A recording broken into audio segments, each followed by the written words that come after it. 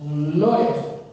Así que Dios bendiga nuevamente a la iglesia, los hermanos que van a estar viendo esta enseñanza grabada. Es un privilegio siempre compartir lo que la Biblia nos dice, lo que la palabra de Dios nos podemos ver, lo que la Biblia nos dice, lo que Dios nos habla a través de esta Santa Escritura. Y no estaremos leyendo algún verso específico, pero sí los invito a que se mantengan con su Biblia abierta, porque a lo largo de esta enseñanza estaremos tocando varios versos claves. Así que la temática, como bien dije ahorita, la temática de este mes, vamos a estar todos los martes, hasta que lleguemos a los 4 martes, estaremos discutiendo el tema de la escatología. Básicamente la escatología es la doctrina de las últimas cosas. Y usted va a ver a través de esta enseñanza que la escatología no se limita a un solo tema. Ya en pantalla está el tema a desarrollar. Esta serie de escatología abarca muchos temas.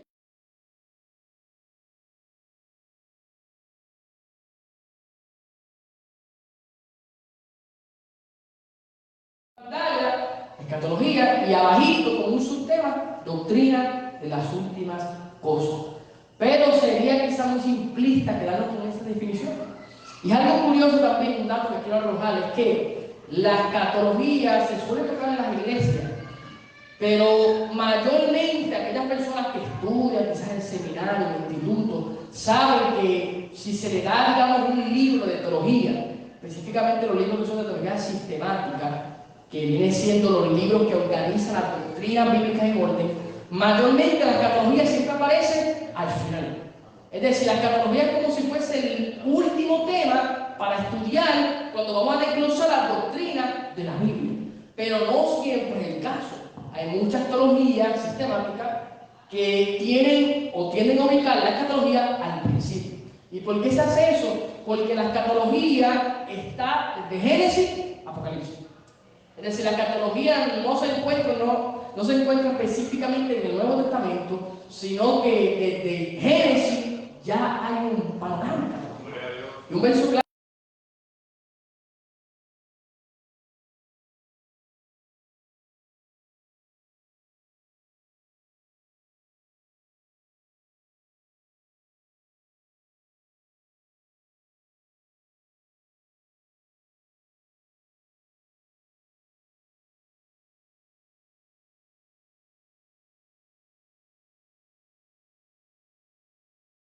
Por eso es que no siempre debemos de limitar la escatología como una doctrina, digamos, que se debe estudiar al final o después de haber conocido las demás doctrinas. Usted cuando vaya a estudiar la Biblia puede hacer una estructura sistemática, es decir, organizar la doctrina, pero la escatología puede ir tanto al frente como al final. Lo interesante es que toda la Biblia envuelve un panorama escatológico. Por eso queremos pasar a una definición más amplia acerca de la escatología. La doctrina de las últimas cosas, o escatología. Usted arribita la palabra griega, escatos, significa último. Aborda aspectos del plan de consumación de Dios para todas las cosas, tal como se narra en la Escritura.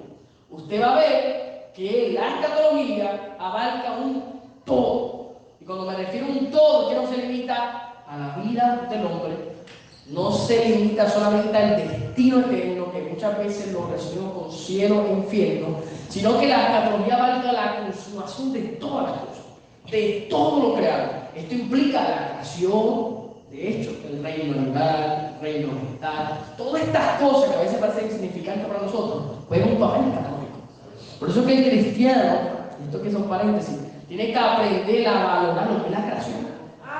Esta creación que quizá usted la menosprecia porque está caída, espera una futura restauración. Aguarde una consumación. Y yo creo que meditando y aprendiendo sobre la escatología debemos reforzar algunos puntos que a veces están como que olvidados. Y yo creo que una buena escatología, que es lo que intentaremos de hacer, nos llevará de cierta forma a valorar también lo que es la creación. Porque a veces la escatología que se predica o se enseña muchas veces se centra solamente en el hombre. Es, por utilizar un término, es antropológica, centrada en el humano. Es decir, todo gira en torno al hombre. Y la escatología abarca más que eso. Y si usted va a la Biblia, aunque nosotros somos importantes, pero no somos el centro de la Biblia. Jesús es el centro. Y de hecho, aún el Evangelio mismo, el centro del mensaje, no es que Dios quiere salvar al hombre, es que Dios quiere reinar.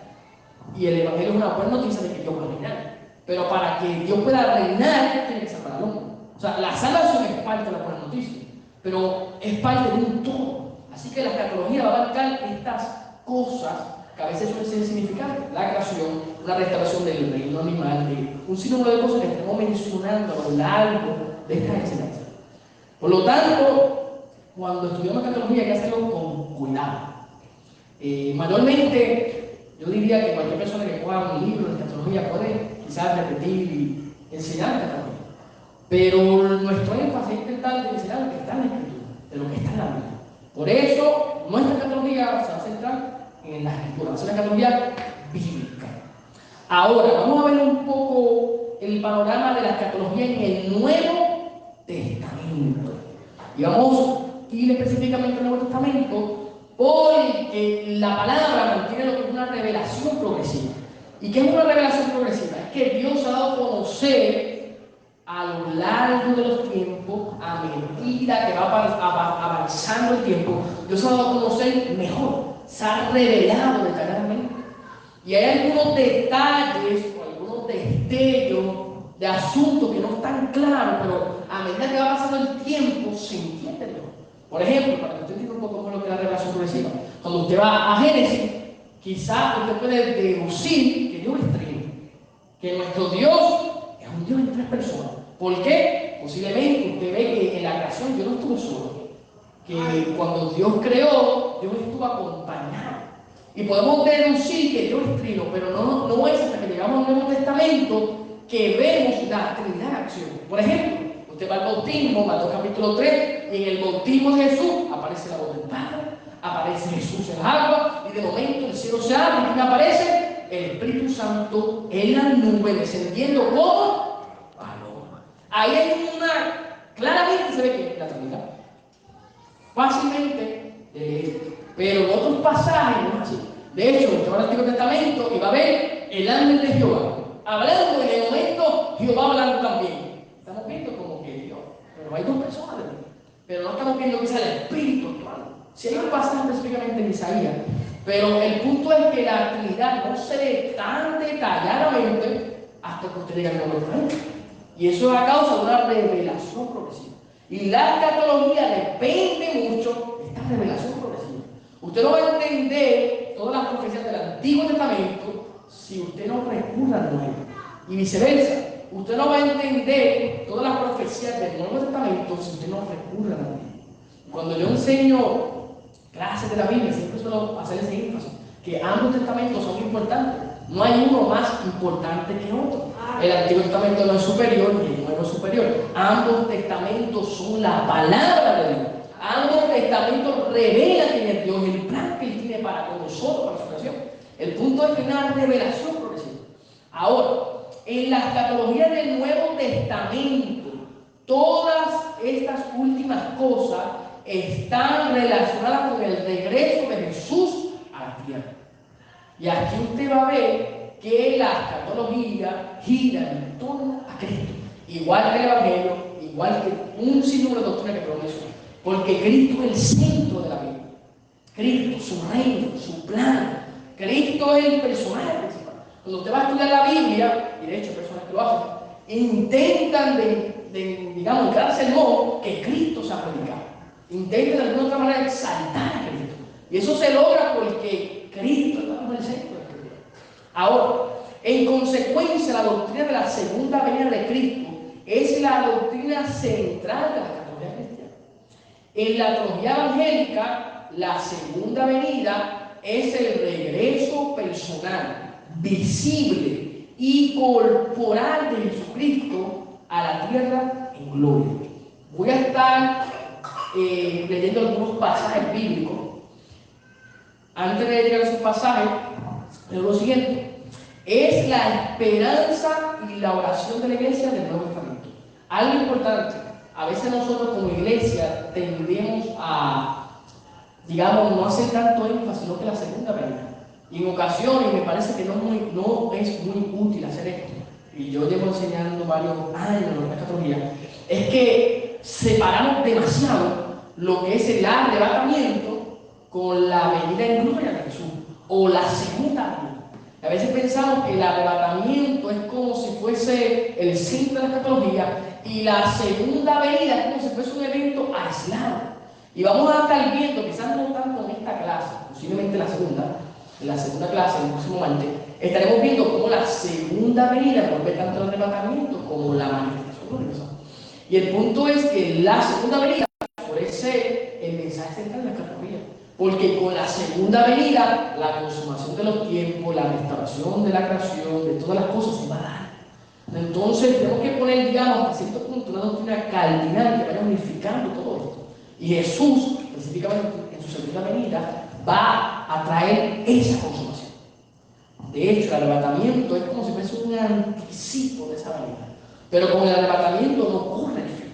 Por eso es que usted puede ver que las escrituras o el mensaje para la iglesia no es simplemente que esperamos al Señor de los aires, sino también que esperamos que ese Señor que nos va a recibir los aires vuelva a la tierra para redimir de todas las cosas. La iglesia esperaba eso, los discípulos esperaban eso, y lo estaremos viendo ya en la próxima clase. Pero volviendo a la temática, hay muchos versos que son claros, y los voy a estar leyendo. No sé si el pastor puede tener uno para que me ayuden. Vamos a estar buscando primera de Tesalonicenses, capítulo 1, versículo 10.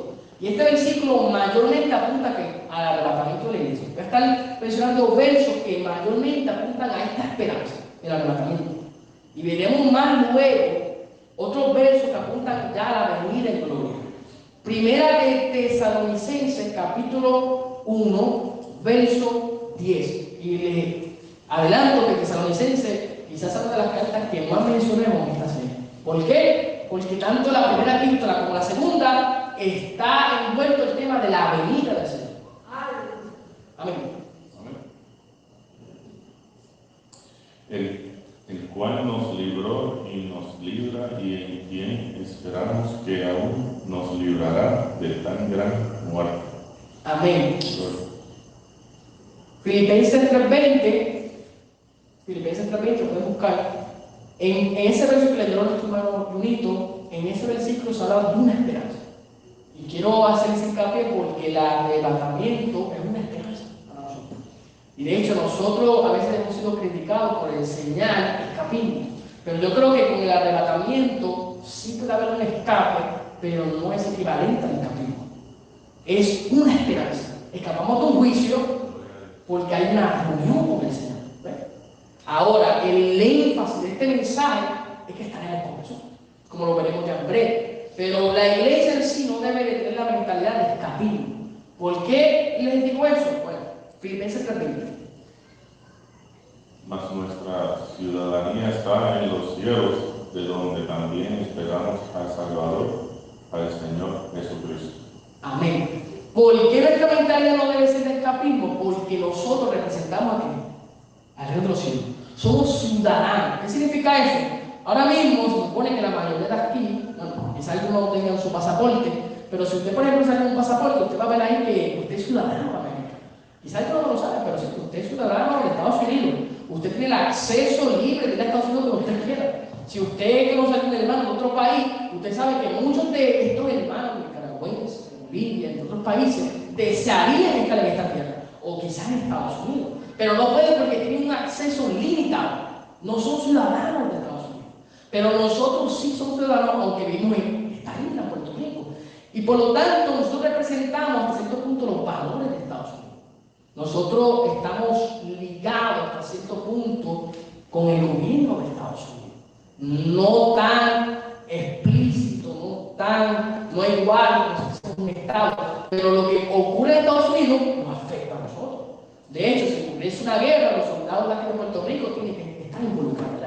De alguna otra manera estamos involucrados. ¿Por qué? Porque somos ciudadanos americanos y estamos representando esa parte de Estados Unidos.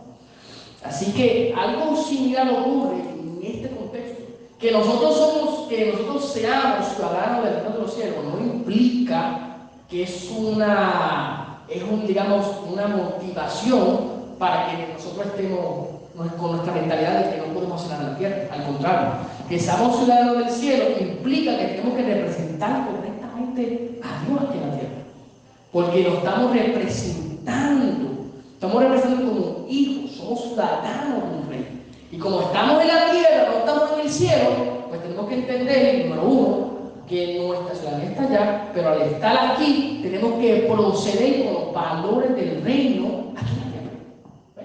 Y hacia el cielo tiene unos valores santos, justos, rectos, pues la iglesia debe evitar la misma conducta, porque ya somos ciudadanos del reino. Vamos a ver, somos. Por lo tanto, la mentalidad de la iglesia siempre ha sido, y de hecho, que estuvo en la prédica de nuestro pastor Brian, la mentalidad de la iglesia siempre ha sido que predicar, representar, ser testigo de Él. No ha sido escapar, no es escapar. El mensaje no es escapar de esta tierra porque es mala, porque esta tierra está maldita. No, esa no es la idea. La idea es que mientras el día dure, trabajemos. Que mientras podamos avanzar y proclamar el evangelio, lo hagamos. Porque somos representantes de Jesús. De hecho, 2 Corintios, capítulo 5, verso 18. Y voy a ir al verso anterior. Porque casi siempre nos hablamos de verso. El 17. De modo que si alguno está en Cristo, nueva criatura es, las cosas que han pasado, todas son hechas nuevas. Sabemos ese verso de memoria, pero no termina ahí. Ese verso nos conduce al siguiente, que es el ministerio por el cual hemos sido llamados nueva creación, nueva criatura. ¿Cuál es el ministerio? Que somos embajadores de Dios. Estamos reconciliando al mundo para Dios. El mundo está lejos de Dios, pero nosotros ejercemos el ministerio de la reconciliación. Mientras el mundo se pierde, ¿qué hace la iglesia? Como luz, como sal, hace que la gente sepa que Cristo vive, que Cristo es real, que Cristo salva, todo eso, la iglesia lo está haciendo. Y mientras la iglesia proclama al Señor, el reino de Dios avanza. Y hasta cierto punto, la iglesia no lo está estableciendo, pero sí lo está representando correctamente. Y algo que estaré enfatizando, quizás usted me vea repitiendo esto, es que la iglesia, hermano, debe tener en cuenta la importancia del reino de Dios. No podemos ver ese reino como lejano, no está postergado, no está lejos, el reino está presente. Y la iglesia tiene una ética que manifestar. Yo creo que eso se habló del monte hace ya un momento pasado. Así que tenemos que repasarle. La iglesia no está puesta para predicar un mensaje de escapismo. La iglesia tiene una esperanza viva y esa esperanza hace que seamos representadores correctamente, Señor. Tito capítulo 2, verso 3. Tito 2, 3. Amén. Aguardando la esperanza bienaventurada y la manifestación gloriosa de nuestro gran Dios y Salvador Jesucristo. Amén. Ese versículo es clave, ¿por qué? Porque habla de una esperanza bienaventurada. O sea, esta esperanza es buena, no es mala. Hay gente que le tiene miedo a la verdad del Señor. Usted le habla del rapto y le da miedo. Usted habla de la verdad del Señor y hermano, es como si usted le estuviese inventando al diablo. Pues lo único que piensa es, me voy a perder, Señor. Estoy a punto de perder, no hay una autora del rapto y Señor, pásalo. Que el rapto llegue cuando yo esté ya en hecho de muerte. Hay gente que le da miedo, pero el rapto es una esperanza bienaventurada. ¿Por qué? Ahí lo dice. Es una esperanza bienaventurada porque está ligada a nuestro Señor y Salvador. El rapto, hermano, no se trata de que usted va a subir a las nubes, no es simplemente un ascenso, es un reencuentro. Dice Pedro que la amamos sin haberle visto. Imagínese. Usted ama a alguien que usted no ha conocido. Y si usted lo ama tanto, no lo ha conocido, porque está anhela tener ese encuentro. Es igual que el amor, la larga distancia, ese amor que a veces suele ser como platónico. Hay gente que se ama, no se ha conocido, está esperando el momento de encontrarse. Pero nosotros hemos visto al Señor cara a cara y esperamos un día verlo. Y ese momento será cuando el Señor nos venga a buscar en el arrebatamiento. O en algunos casos, si la muerte nos visitase antes, pues morimos físicamente y nos reencontramos con el Señor para luego recibir una promesa de resurrección. Y eso se va a dar con el arrebatamiento, con su venida. Eso es lo que estamos discutiendo. Hebreos 9:28. Así también Cristo fue ofrecido una sola vez para llevar los pecados de muchos y aparecerá por segunda vez sin relación con el pecado para salvar a los que le esperan. Amén. Ahí está claro, el Señor volverá por segunda vez. Y en esa segunda venida, irá a buscar a la iglesia y más tarde vendrá para establecer los juicios. Primera de Pedro, capítulo 1, verso 13.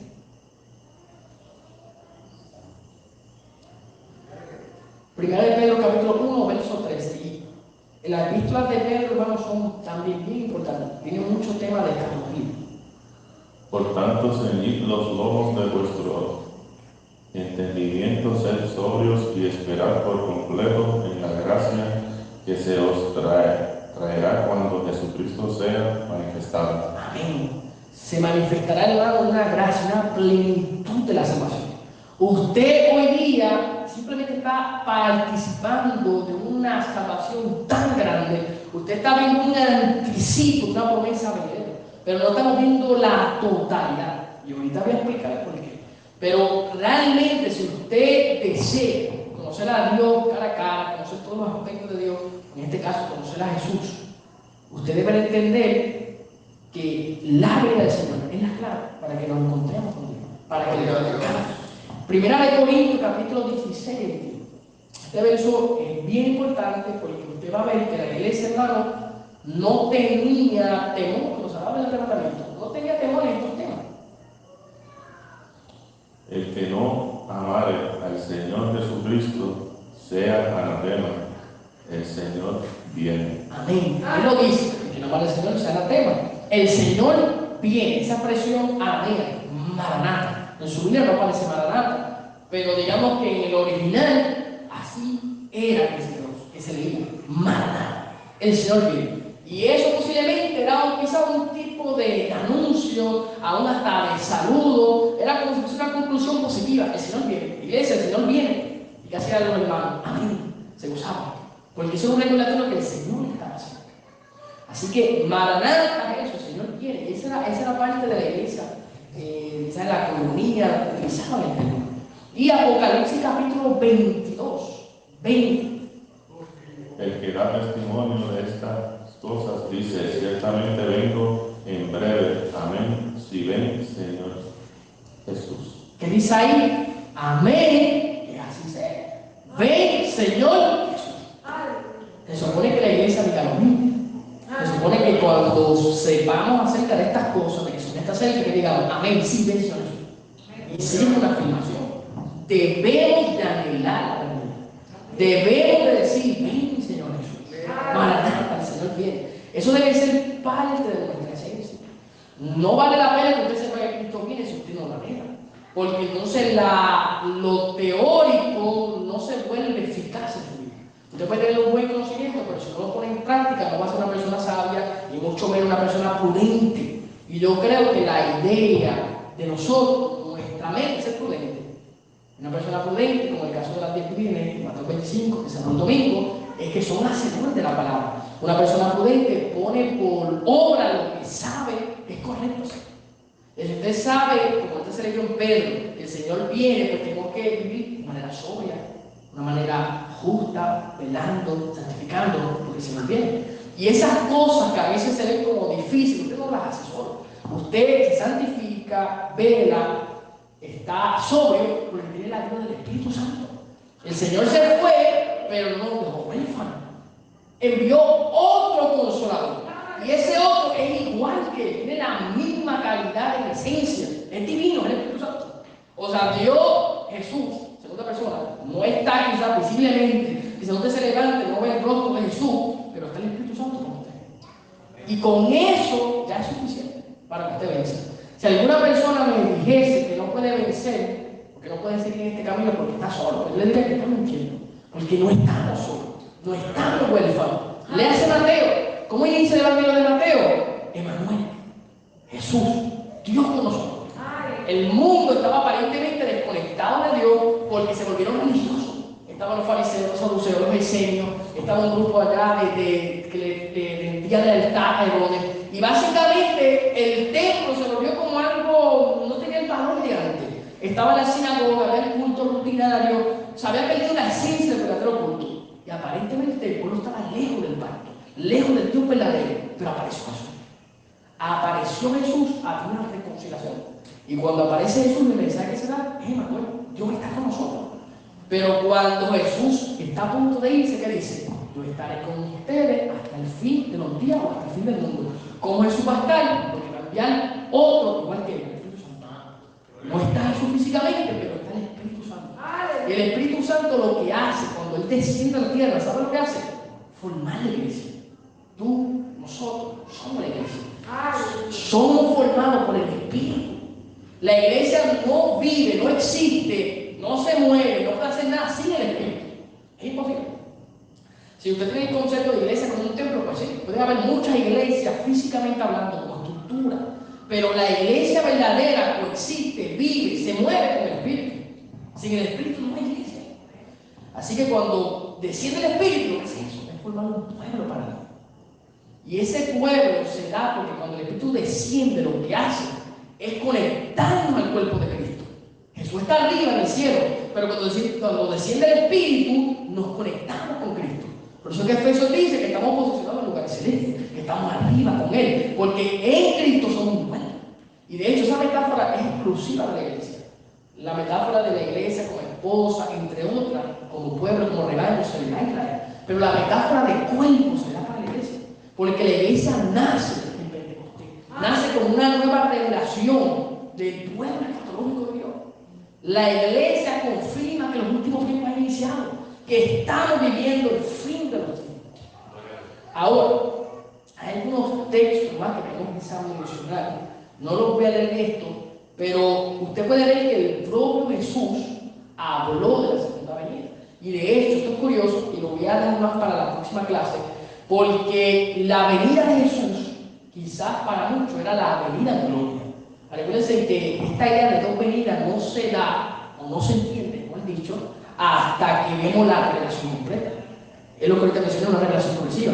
Jesús llega y ya aparentemente iba a llegar al fin, porque es el Mesías. Y digamos que los escribas, los gran estudiosos, leían la Biblia entendiendo que una vez llegase el Mesías, llegaba el reino. No vieron dos venidas.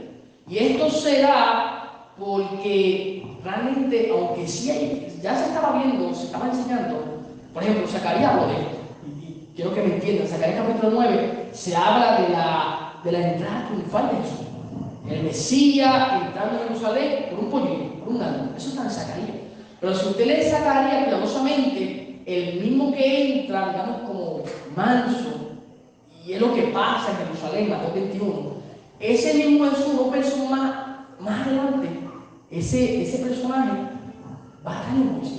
Zacarías comienza a hablar de un juicio, donde Jehová mismo se manifiesta. Y eso usted lo puede encontrar en Zacarías 14. O sea, Zacarías habla de una manifestación de Dios con juicio. Pero antes de eso presenta, digamos, al Mesías en un modo pacífico. O sea, Zacarías no está dividiendo lo que son las dos venidas. Pero ya nosotros, como tenemos la revelación completa, hemos visto eso. Hemos entendido que hay dos venidas. Pero digamos que cuando se leía el Evangelio, cuando los discípulos captaron, tenían de captar el mensaje, lo que estaban viendo era que en el momento, o sea, en su tiempo, Jesús se revelaría como Mesías. Esa venida en gloria ocurriría en su tiempo. Era posiblemente la idea que tenían los discípulos. Por eso constantemente le preguntaban, ¿cuándo, Señor, te vas a manifestar al mundo? ¿Cuándo viene la venida? ¿Cuál es la señal? Porque los discípulos no tenían esa mentalidad de dos venidas. Llegó el Mesías, pues entonces llegó el Hijo del Hombre, llegó el que esperábamos, pues entonces que derrote el Imperio Romano, establezca el reino y que nos entregue a nosotros la posición que merecemos. ¿Cuál es la posición? Bueno, los santos tienen que reinar. Ya estaba escrito. Daniel capítulo 7 presenta al pueblo de Dios reinando para siempre. Pero no se estaba dando. Sin embargo, usted va a ver en el Evangelio que hay dos venidas.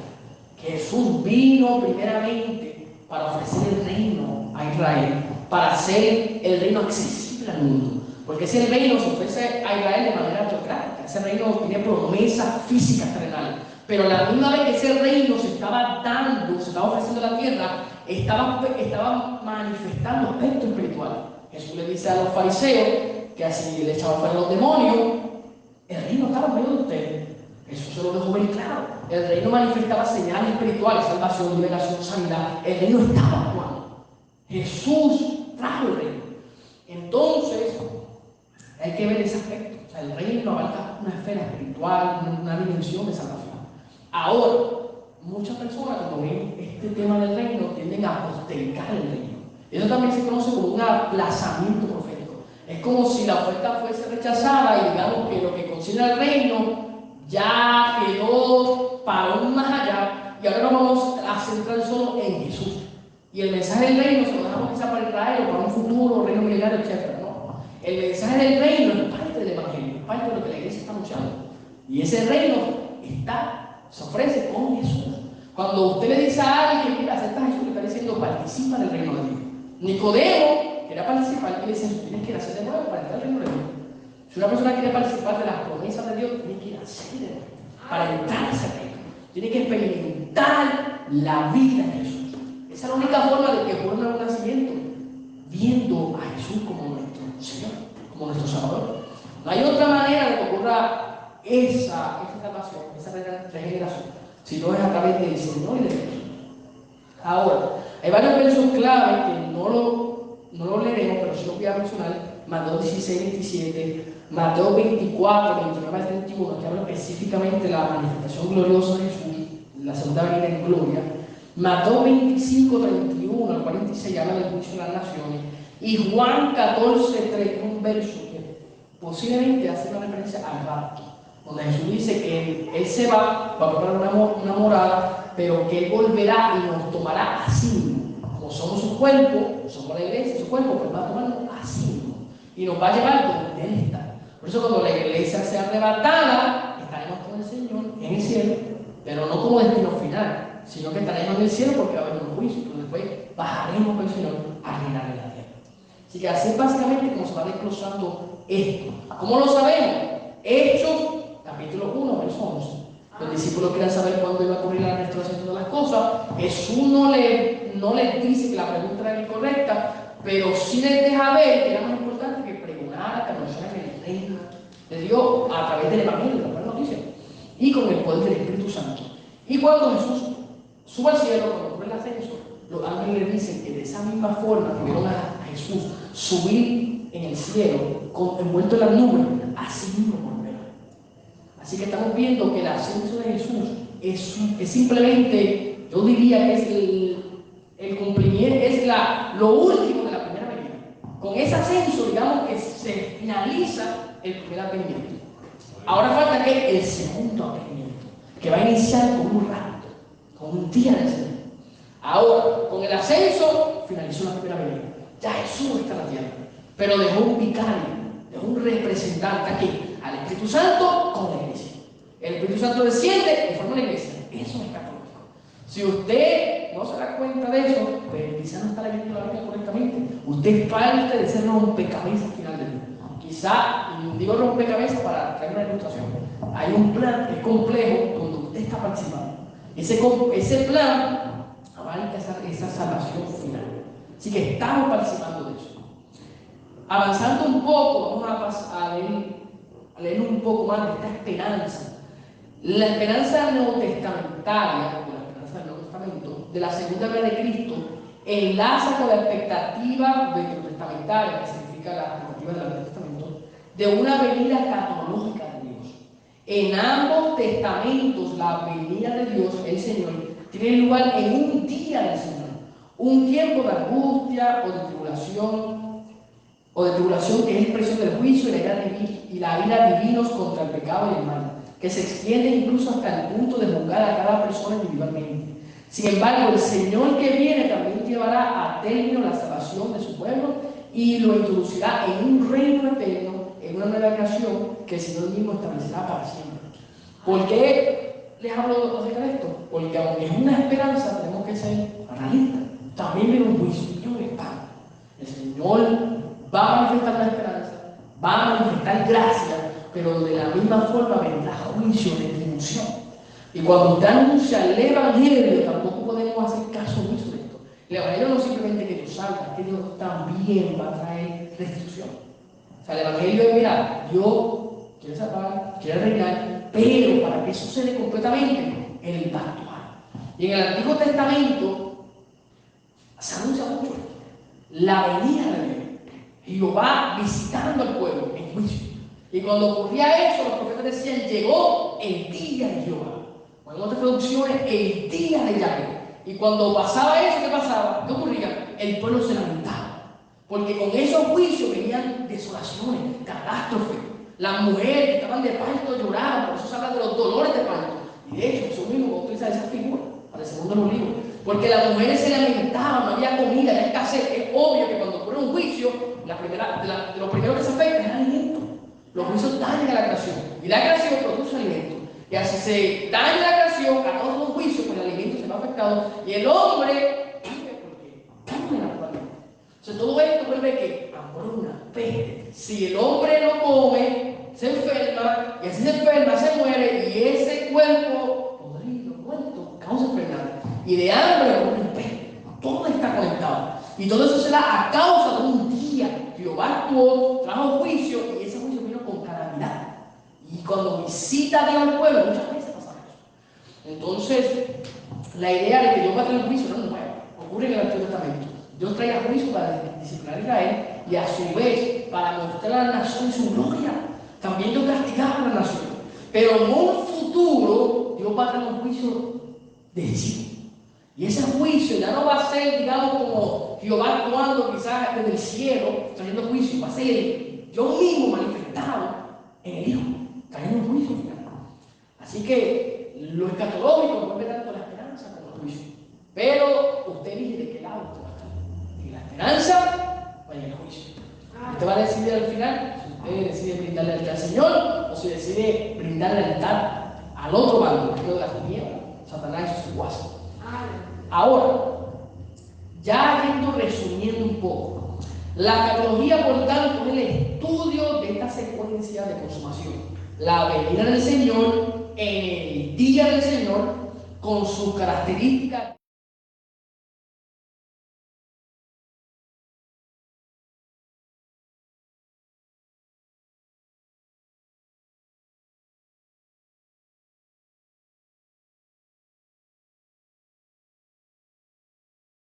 Nuevo que Dios va a hacer es restauración y a su vez renovación. Dios restaura, pero renueva también. Y cuando hablamos de renovación es que no se va a quedar igual como era antes. A veces limitamos la palabra restauración como arreglar, está dañado y lo restauramos como el estado original. Pero la restauración va a acompañar una renovación, se mejora. Por eso la creación final va a ser aquí en la tierra, pero mejorada. ¿Por qué mejorada? Porque van a haber elementos que antes no estaban. Esta tierra va a ser llena del Espíritu y va a ser llena de la gloria de Dios. Por eso va a ser mejor. Ahora, vamos a ver 3 fases de la escatología. Y estas 3 fases, usted puede ver, si usted está toda la Biblia de Génesis Apocalipsis, usted va a ver estas fases.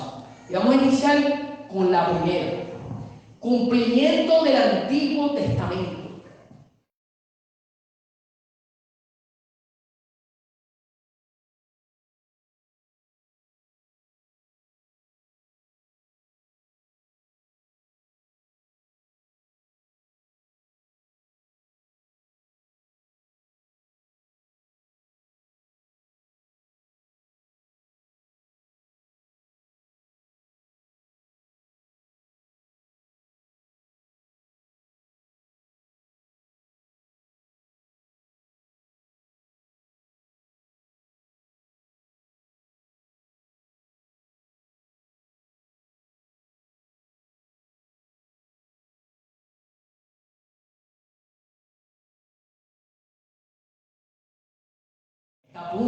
José está a punto de morir y le dice a sus hermanos: no dejen mi cuerpo en Egipto, aunque lo embalsamen, esa era la cultura de los egipcios, lleven mi hueso a Canaán, porque José sabía que su destino final no era perecer en la tierra de Egipto.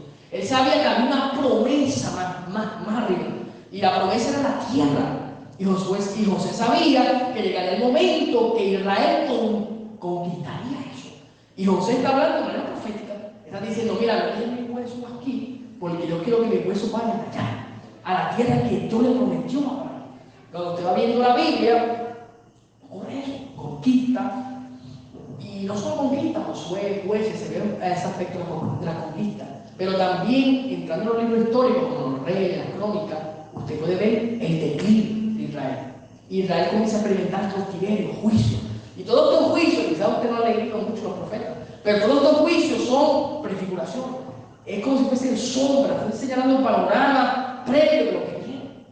Así que las profecías del cautiverio de Israel se cumplen, pero no llegan, digamos, al plano final. Si usted lee, por ejemplo, Jeremías, Dios se lo dice a Jeremías, tu pueblo va a ser cautivo por Babilonia. Y básicamente le dice, mira, van a experimentar un exilio, le dice todo. Y cuando usted viene a ver en el libro de Daniel, dice, ¿quién? Ahí está el pueblo, en Babilonia. Y literalmente viendo lo que se habló por Jeremías o por Isaías, lo anunciaron.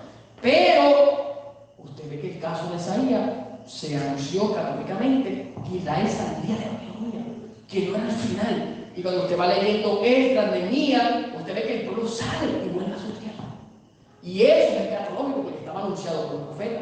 Sin embargo, el volver a la tierra no era el fin, porque aún estando en su tierra, en Jerusalén, no estaba el Mesías.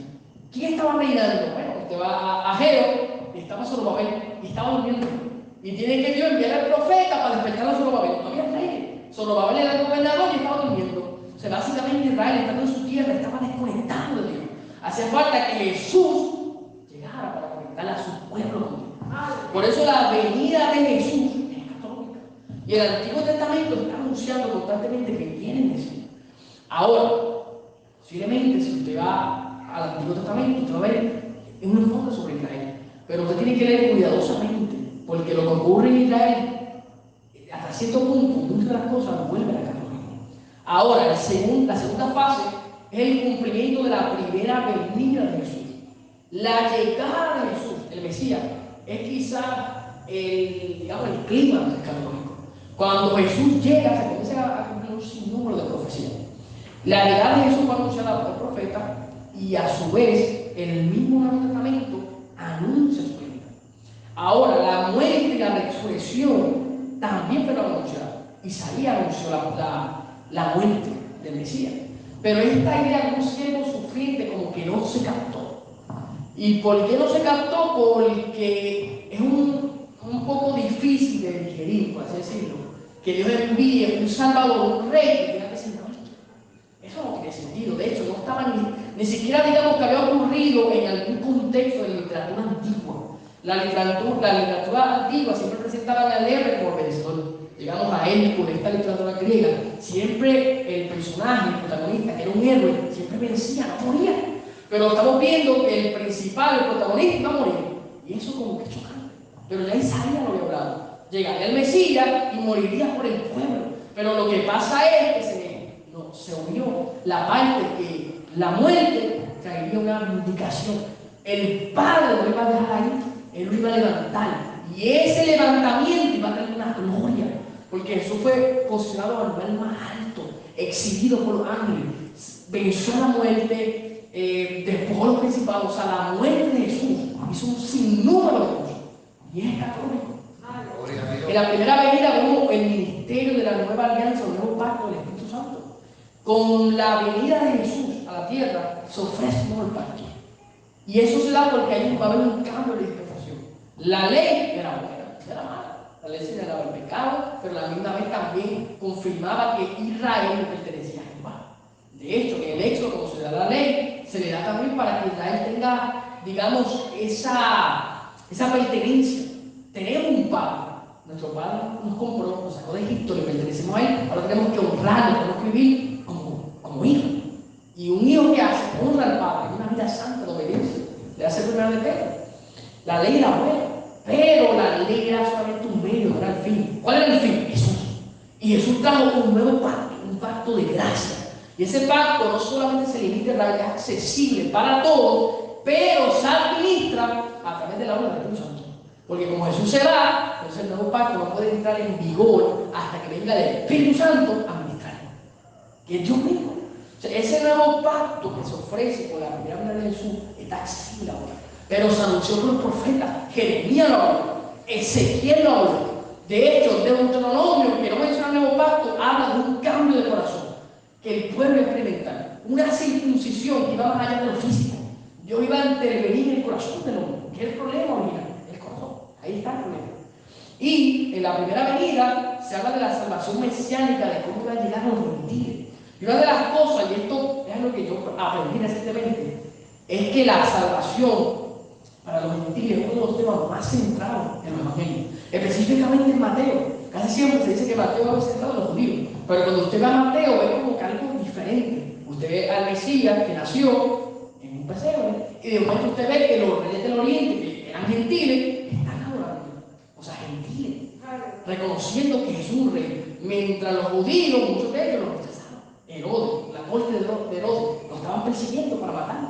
Pero los gentiles, reyes, posiblemente sabios, magos del oriente, honrando al Mesías, adorándolo. Y eso es importante porque la salvación se estaba extendiendo a los gentiles. Y Jesús salvó a una cananea, salvó a diferente gente que no era judío. Y esto es un asunto escatológico, porque la salvación de Abraham se supone que fuese global. Y de hecho, desde antes, la salvación nunca se ha limitado a raza étnica, nunca. La raza étnica es parte del plan de Dios. Yo no creo que la raza étnica sea algo malo, no sea la causa del pecado. Yo creo que si el hombre nunca hubiese pecado, posiblemente se hubiera dado eso, esa idea cultural que hubiese dado. Pero el asunto es que los judíos quizás vieron la salvación como exclusiva para ellos. Por eso que el nuevo pacto rompe ese paradigma, porque el nuevo pacto hace un solo pueblo, derriba una pared que estaba, y esa pared la pusieron los mismos judíos. Los gentiles, ustedes son centro, perro, fuera, no pueden entrar a tener comunión con nuestro Dios. Sin embargo, se está diciendo, no, ustedes los gentiles tienen comunión con Dios porque yo soy el puente, yo los uno, yo los conecto con el Padre. Y ese es el nuevo pacto, estaba anunciado y se daría con la primera venida. Y esta tercera fase de la escatología ya es la parte que mayormente se anuncia o se habla. Y yo creo, quizás hay hermanos que me están viendo en vivo, quizás desconocen o desconocían esta primera fase. Pero cuando se habla de escatología, lamentablemente no se habla casi nada de esto, de lo primero. Y quizás se enfatiza más esto, que sí es importante, pero todo es importante, primeramente. Y esto no sucede algo sin lo otro. Y esta tercera fase, que es el cumplimiento de la segunda venida, se van a dar un sinnúmero de sucesos que no han ocurrido. El rapto del Señor, tribulación, salvación. Y esa salvación me refiero al aspecto final, la glorificación. La restauración de Israel, Jesús regresa a la tierra, el reino milenario, ese reino se extiende por la eternidad, y a su vez, antes de esa extinción del reino, ocurre juicio y resurrección. Todo esto es futuro. Y mayormente, porque cuando se habla de escatología, se tiende a hacer énfasis a esto. Pero para hacer énfasis a esto, debemos conocer lo otro. Todo es importante, hermano. Todo. Ahora, ya básicamente estamos ahí resumiendo. No hay que tomar mucho tiempo, con calma estaremos desglosando este tema. Quiero que entiendan que la escatología es importante porque ya, en este tiempo ya, está presente, actuando, estamos viendo esos destellos escatológicos. Y usted puede ver que hay una escatología que se suele llamar como inaugurada. Y escatología inaugurada no significa que todo se ha cumplido. Mayormente se atribuye el término de escatología realizada a la organización. Hay personas que creen que con la primera venida de Jesús, y específicamente un evento importante, histórico, que es la destrucción del templo, o el segundo templo judío, en el año 70, para algunos creen que con la venida de Jesús, la destrucción del templo judío, se cumple todo el escatológico. Y algunos ven que en esa destrucción del templo Jesús llegó, es la segunda venida, como una vindicación, y Jesús llegó, pero en juicio. Y algunos creen que todo lo profético se cumplió. Y eso sería una escatología realizada, que la Biblia niega regularmente eso. Pero lo que nosotros más nos apegamos a una escatología inaugurada, y hasta cierto punto parcialmente. ¿Por qué? Porque estamos viviendo aspectos futuros en el presente. ¿Y cómo será eso? Bueno, técnicamente, usted tiene que leer a Pablo en esto, entonces suele ser como que medio confuso. Pero técnicamente el futuro invadió el presente. ¿Qué es futuro? Bueno, la salvación, el derramamiento del Espíritu, todo eso es futuro. Todo eso de alguna otra manera está asociado con el día del Señor. Y de momento se da en nuestro presente. El siglo venidero, lo que era futuro, se está dando ahora. Y eso básicamente significa que ya estamos en los últimos tiempos. Y también podemos decir que los últimos tiempos se solapan, se unen con el tiempo presente. Por eso hay una tensión de ya, todavía. Estamos en los últimos tiempos, pero no estamos en la consumación de él. Y esa consumación va a manifestarlo como ahorita el rapto del Señor, la destrucción por Israel. Eso. Ese todavía no. Pero el ya implica que cosas futuras se están dando, como que la salvación. La salvación era futura. Cuando llegara el Mesías, él iba a tener una salvación global. Y él llegó, y esa salvación de hecho venía con juicio. Pero él llegó, no tiene un juicio, pero como usted está salvando a la gente.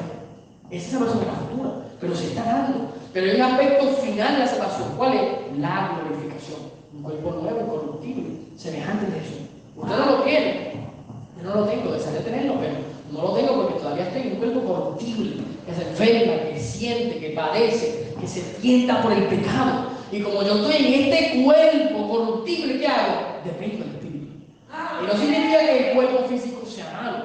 Lo que les quiero decir es que este cuerpo físico tiene que ser revestido. Y como no ha sido revestido en este momento, pues yo anhelo ese revestimiento. Anhelo que el Espíritu Santo nos levante, nos reencontremos con el Señor para que permitamos una transformación del cuerpo. Así que ya estamos viendo algo que al final, la salvación de Dios, pero estamos viendo un aspecto limitado. En el ya, somos salvos, pero todavía no. También el aspecto del reino. Una vez que llegase el reino, y usted puede ver esto en Daniel 7, una vez que el Hijo del Hombre se presenta delante de la anciana de día, se integra en un reino. Y ese Hijo del Hombre, ¿qué hace? Destruye la cuarta bestia. Pone fin al imperio gentil, al poder del mal. Sin embargo, no se hace. Escatológicamente hablando, Jesús trae el reino, pero ese reino despoja los poderes espirituales, no los políticos. Roma sigue gobernando. Los discípulos no se opusieron a Roma, pero sí recibieron la persecución del imperio romano. Los discípulos fueron, lamentablemente, testigos de cómo Roma se levanta en contra de ellos, específicamente luego de lo que es el canon de la iglesia, o sea, el canon bíblico. Se dejaron nuestra Biblia por Apocalipsis y los creyentes posteriores fueron perseguidos por Roma. Policarpo, toda esta gente fueron asesinados. Y básicamente, el derrocamiento del poder gentil no se da. El reino no se está manifestando como quizás esperaba, pero ya estaba presente. Ese reino, esos valores del reino se estaban dando. La iglesia, representando a Cristo, estaba evidenciando que el reino estaba. Así que hay una versión en el reino de ya, todavía no. El reino está, pero no está consumado. Y como no está consumado, ¿cómo lo hacemos? Seguimos representando al reino. Cuando el reino se consuma aquí en la tierra, seguiremos representando al rey, pero ya con un aspecto que es físico, visible. Y cuando ese aspecto se dé, ¿qué va a pasar? La iglesia va a reinar las naciones con palabras de hierro. Esa es la palabra. Apocalipsis 2, 27, 28. La iglesia se da esa promesa de reinar a la nación. Quizá usted quisiera, hermano, meterse en la política, gobernar y ponerle orden. Y a veces humanamente uno lo dice, ya, si yo fuese alcalde, gobernador, yo pondría esto, quitaría lo otro, quitaría Luma, para Bajanca, pondría a hacer un montón de cosas buenas. Pero esa autoridad no se te va a dar ahora, futuramente sí. La iglesia va a gobernar a la nación y va a regir a compadre, porque esa es la autoridad que se le dio al Mesías, y el Mesías la comparte con su poder. Así que vemos el aspecto de ya hablamos en el reino. El reino se va a consumar en el milenio, en la eternidad, pero todavía no lo sabe. Todavía hay un enemigo que está presente.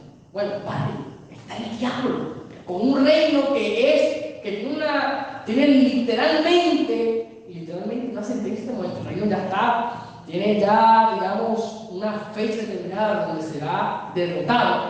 Pero ese reino literalmente ya fue derrotado, pero como es persistente el enemigo, pues Dios lo va a seguir derrotando. Y cuando el último enemigo, el postrero, el último, que es la muerte, se ha derrotado, ahí el reino se consuma en el reino. Pero todavía está la muerte. Y la muerte a veces se personifica, no necesariamente es un grado de la muerte. Pero el asunto es que la muerte es un problema que no está lidiando. Y mientras esté la muerte, ese reino no será finito. Pero cuando el reino venga completamente con el Mesías, esa muerte va a ser echada por fuera. Así que estamos viendo esa tensión. El ya, pero todavía no. Es la opinión de que el reino de Dios ya se ha inaugurado en la persona, en Cristo de Jesús, pero alcanzará la consumación hasta su regreso en gloria. Y por último, me quiero enfocar en estos aspectos prácticos para así finalizar esta enseñanza. En el aspecto práctico del estudio de la escatología, usted debe centrarse en estos puntos. Quizás usted vio algunos aspectos que son teóricos, usted va, ¿cómo voy a memorizar esto? Bueno, el pastor Brian le dio un buen consejo. Vaya, le duda, busque el video, léalo. Yo, hermano, me nutro de otras personas que saben mucho más que yo. Y a veces, pues tú no lo creas, yo a veces he visto videos como 5 veces. Y muchas veces, casi siempre, lo estoy viendo en inglés, imagínense. Porque no sé inglés, pero he ido aprendiendo porque a veces pues, la literatura americana está más avanzada que la puertorriqueña y a veces un buen libro se tarda 5 o 10 años en traducir y pues a veces te obliga, no que quieras estar actualizado, pues leer en inglés y aprender a escuchar y todo eso en inglés. Y a veces, en mi caso, pues yo no soy experto en inglés, pero a veces tengo que estar 1, 2, 3 veces escuchando un video, leyendo enseñanzas como esta para así captarlo la idea. Pero si usted se conforma con lo que yo le dije hoy, y quizás no indaga en el ciclo bíblico, pues quizás usted se quede en lo teórico. Quizás esta enseñanza tenga un efecto práctico. Pero si usted sigue indagando, se supone que la escatología lo lleva a esto. Nos va a informar de cómo se desarrolla la historia de Dios y cómo culmina. ¿Qué significa eso? Usted va a tener un sentido más amplio de lo que Dios quiere hacer. Porque a veces nosotros pensamos que Dios quiere salvarnos ya no. Dios quiere culminar la historia. La salvación es una parte de cómo Dios va a culminarla. Pero debemos de saber el final del descanso. Se supone que nosotros como creyentes sepamos cómo va a finalizar esto. No es nada nuevo. Dios no va a hacer algo que no está revelado por la Escritura. Lo que Dios va a hacer ya está escrito. Y a veces nosotros como cristianos estamos ajenos de lo que Dios va a hacer. Usted le pregunta a alguien cómo se va a dar el fin de los tiempos y no sabe. ¿Por qué no sabe? Porque siempre se enfoca en su salvación. No, Dios me salvó y murió en la cruz y ya es suficiente. Pero ¿qué? Hay más, hay mucho más. Ahora, en el aspecto práctico, eso nos debe motivar a vivir piadosamente. Si usted sabe todo lo que Dios ha hecho, lo que Dios está haciendo, lo que Dios va a hacer, yo creo que mínimo usted tiene que vivir dándole gloria, mínimo. Y de hecho, cuando usted va a Romanos capítulo 9, 10 y 11, que Pablo habla de cómo Dios soberanamente escoge a Israel, Jacob, Saúl, como prefiere a Jacob, siendo el menor. Cuando usted viene a ver ese plan que Dios endurece a Israel para traer salvación a los gentiles y de momento finaliza con los gentiles y salva a Israel, cuando usted viene a ver todo eso, es algo terrible. Al final, ¿sabe qué hace Pablo? Comienza a darle gloria a Dios. Termina con una doxología. Es básicamente una oración de gloria. Porque él dice, mira, la sabiduría de Dios es tan grande que aunque todo esto es escatológico, todo esto es perfecto, al final lo que podemos hacer es darle gloria. Y darle gloria a Dios nos debería llevar a una vida piadosa. Reconocer que Dios es grande, que nosotros somos pequeños, que estamos limitados y que toda la obra, toda la presencia de alabanza se la merece Dios. Yo creo que estaba en esto y lo comparto, y decía, wow, Señor, yo voy ya cumplo casi 15 años aproximadamente sirviendo. 2016, Señor, te conozco. Pero desde 2012 conocí al Señor, tenía 16 años, 16, 17. Y ya han pasado varios años, Señor. Y meditaba en estos transcursos de los años y yo decía, wow. Y ha habido años que he podido ayunar y orar más. Y ha habido años que se me ha hecho más difícil. Y yo, Señor, ¿cómo es que yo puedo vencer? Quizás, digamos, orando menos en algunas temporadas de mi vida. ¿Cómo puedo vencer orando menos, quizás teniendo más batallas? Y una de las cosas que me lleva a la mente es porque he podido entender el plan de Dios, la católica. Y eso siempre me ha dado esperanza y me ha motivado a vivir piadosamente. Porque va a haber momentos que usted se va a desanimar, que no va a tener horario, que no va a querer ayunar. Pero si usted sabe quién es Dios, lo que Dios quiere hacer, al final usted va a decir, espera, yo no voy a pecar, yo no voy a ir para el mundo. Y aunque está arrastrando, yo voy a permanecer, porque quiero ver la consumación final de Dios. Y eso lo va a llevar no a retenerse, no a abandonar, al final lo lleva a perseverar, lo lleva a persistir y permanecer. Y por eso que la Biblia habla de ese, compara la vida cristiana con una carrera. Yo cuando corría, había carreras que no eran buenas, pero como ya tú tenías la mirada en la meta, pues aunque usted estuviese corriendo mal la carrera, usted no se iba a parar. Bueno, si usted tuviera la mentalidad correcta. ¿Por qué? Porque al final usted sabía que cuando usted llegara a la meta, se acababa todo. Ganaba el premio y ya, el sufrimiento que estaba pasando, iba a pasar. Ya, pasó, se acabó. Y así usted no conoce el tiempo de Dios, conoce los tiempos, usted sabe que lo que está pasando ahora no se compara con la gloria venidera que ha de manifestarse en nosotros. Por eso Pablo decía que esta leve tribulación momentánea produce en nosotros cada vez más excelente eterno peso de gloria, no mirando las cosas que se ven, porque lo que se ve es pasajero, sino mirando lo que no se ve, que es eterno. Por eso que este hombre, mira, interior, este hombre exterior, físico, se va desgastando. ¿Qué pasa? El interior se renueva de día en día. Pablo aprendió eso, aprendió del latigazo, de enfermedad, un montón de cosas, porque tenía una mentalidad católica.